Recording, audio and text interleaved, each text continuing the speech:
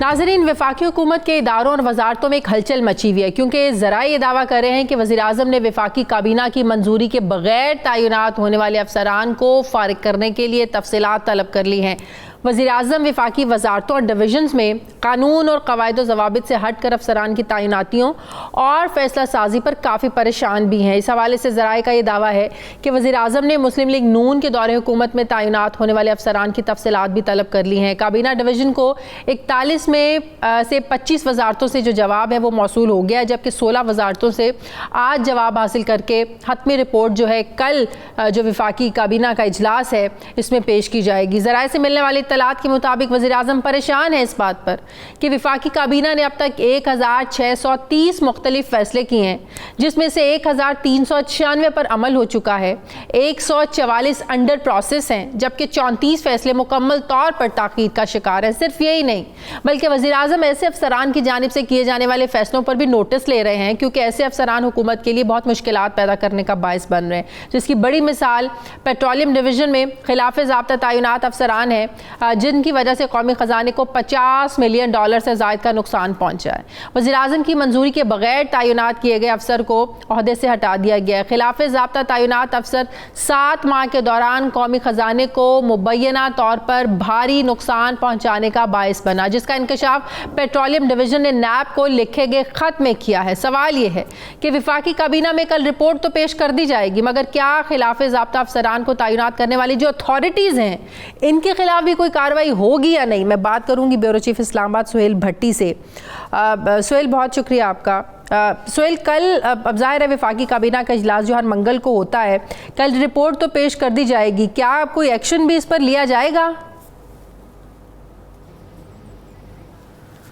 शादी, ये सबसे बड़ा सवाल है कि चूँकि प्राइम मिनिस्टर इमरान खान साहब परेशान हैं कि वो बहुत अच्छे फ़ैसले करना चाहते हैं और बहुत अच्छे फ़ैसले किए, लेकिन उनके समरात मुल्क को नहीं मिल रहे, मुल्क की मौशत को नहीं मिल पा रहे, और हुकूमत जितनी कोशिश करती है हुकूमत की नेक नामी की बजाय हुकूमत के लिए बहुत से मुश्किलात पैदा हो रही हैं। अपोजिशन भी हुकूमत पर सवालात उठाती है, तो उसकी वजह क्या है?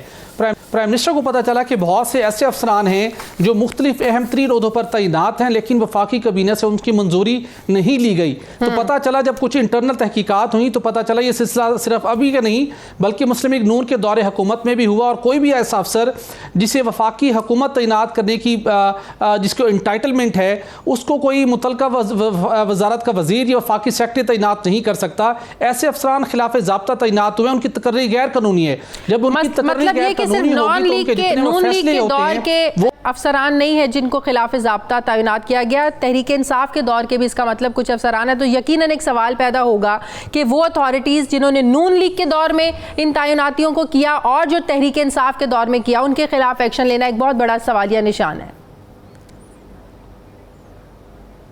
जी बिल्कुल शाहज़, बिल्कुल दुरुस्त कहा आपने। और नाइट एडिशन को मौसूल होने वाले दस्तावेज़ के मुताबिक बहुत सी अपॉइंटमेंट्स पाकिस्तान तहरीक इंसाफ के दौरे हुकूमत में हुई, प्राइम मिनिस्टर इमरान खान साहब के इल्म में नहीं थी, उनकी जो कॉम्पिटेंट अथॉरिटी थी उनकी अप्रूवल के बगैर हुई, जिसके नतीजे में ये अफसरान न सिर्फ मुल्क की मौशत कौमी ख़जाने के लिए भारी नुकसान का बायस बने बल्कि हुकूमत के लिए भी बहुत से मुश्किलात के बायस बने, जिसकी वजह से अब प्राइम मिनिस्टर इमरान खान साहब को नोटिस लेना पड़ रहा है। कल वफाकी काबीना के इजलास के अंदर ये सारी रिपोर्ट पेश की जाएगी, और ये स्कैंडल हमने नाइट एडिशन प्रोग्राम में ही हमने ब्रेक किया था कि किस तरीके के साथ पेट्रोलियम डिवीजन ने एक director general petroleum concession Imran Ahmad साहब को तैनात किया। उनके इकदामात के नतीजे में मुल्क की मौशत को नाकाबिले तलाफी मुबैना तौर के पर $50 मिलियन का नुकसान पहुंचा। जब ये सारा नुकसान हो चुका, फिर पेट्रोलियम डिवीजन को ख्याल आया कि इस अफसर की यानी कि इमरान अहमद साहब की तो तकर्री ही गलत है, उनको उस ओहदे से हटाकर डायरेक्टर टेक्निकल पेट्रोलियम कंसेशन लगा दिया गया, और उसके साथ नैब इस मामले की तहकीकात भी शुरू कर चुका था।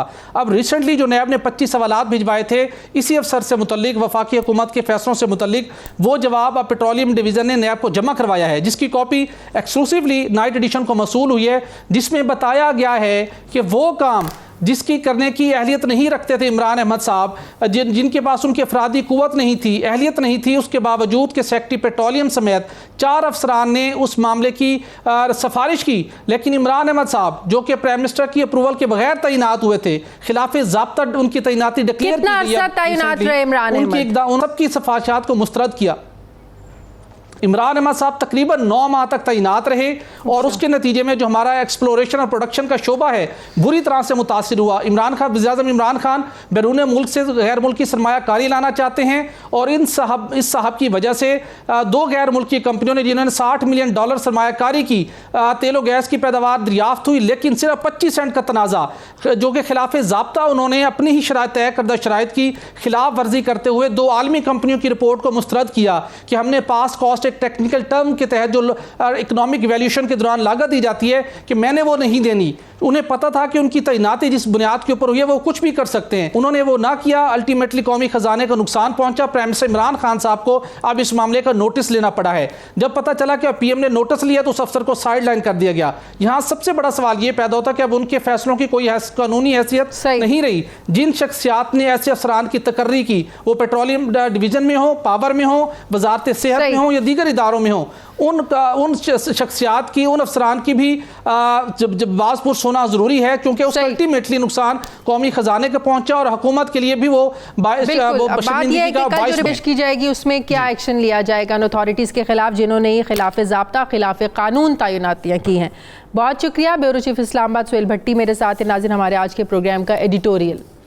नाज़रीन, कोरोना वायरस के पेश नज़र मुल्क भर में जारी लॉकडाउन में नरमी के फैसले के बाद आज से मुल्क के बड़े छोटे शहरों में मार्केट्स खुल गई हैं। दिन भर हमने देखा मार्केट्स में रश रहा।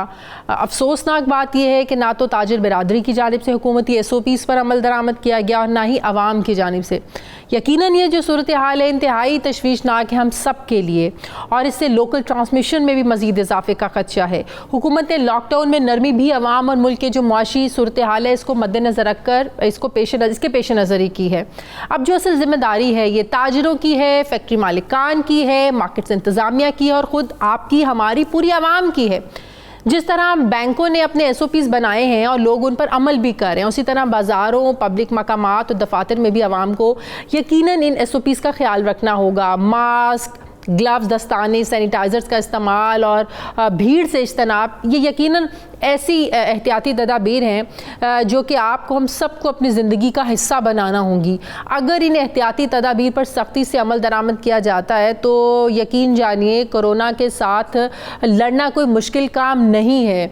कोरोना को शिकस्त देना बहुत आसान है। मामूल की ज़िंदगी को वापस लाना यकीनन ये भी आसान नहीं है, लेकिन एहतियाती तदाबीर के साथ हम इसकी तरफ तेज़ी से बढ़ भी सकते हैं। और अभी किसी को नहीं मालूम कि कब इस वायरस की वैक्सीन ईजाद होगी, कब ये वायरस मुकम्मल तौर पर ख़त्म होगा। इसलिए हमें इन्हीं हालात में अपनी ज़िंदगी को साथ लेकर चलना है और मामूलात ज़िंदगी जो है इनको चलाना है। इसलिए हम अपने हर प्रोग्राम में कोशिश करते हैं कि आपको ये अवेयरनेस दें कि जो SOPs बनाए जा रहे हैं आप सब लोग अपनी पूरी संजीदगी से अपनी ज़िम्मेदारी अदा कीजिए, इन SOPs पर अमल कीजिए, क्योंकि अगर कोताही का मुजाहरा किया गया तो खुदा न खास्ता कोई बड़ी तबाही आ सकती है जिससे लड़ना यकीनन मुश्किल ही नहीं नामुमकिन हो जाएगा। नाज़रीन, ये था हमारा आज का प्रोग्राम के लिए आप हमें फीडबैक ज़रूर दीजिएगा। अपना ख्याल रखिएगा। मेरी आपसे मुलाकात होगी कल। मुझे इजाज़त दीजिए। अल्लाह हाफ़िज़।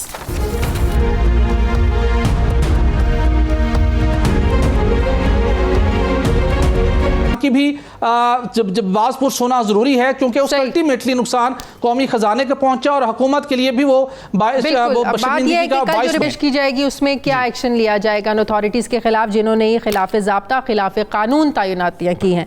बहुत शुक्रिया। ब्यूरो चीफ इस्लामाबाद सुहेल भट्टी मेरे साथ। नाज़रीन, हमारे आज के प्रोग्राम का एडिटोरियल। नाज़रीन, कोरोना वायरस के पेश नज़र मुल्क भर में जारी लॉकडाउन में नरमी के फैसले के बाद आज से मुल्क के बड़े छोटे शहरों में मार्केट्स खुल गई हैं। दिन भर हमने देखा मार्केट्स में रश रहा।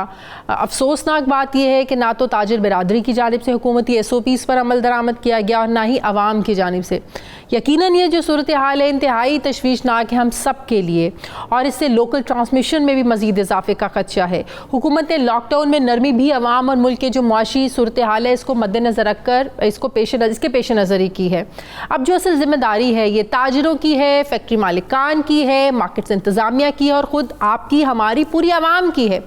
जिस तरह बैंकों ने अपने SOPs बनाए हैं और लोग उन पर अमल भी कर रहे हैं, उसी तरह बाज़ारों, पब्लिक मकामात और दफातर में भी आवाम को यकीनन इन SOPs का ख्याल रखना होगा। मास्क, ग्लव्स, दस्ताने, सैनिटाइज़र्स का इस्तेमाल और भीड़ से इज्तनाब, ये यकीनन ऐसी एहतियाती तदाबीर हैं जो कि आपको, हम सबको अपनी ज़िंदगी का हिस्सा बनाना होंगी।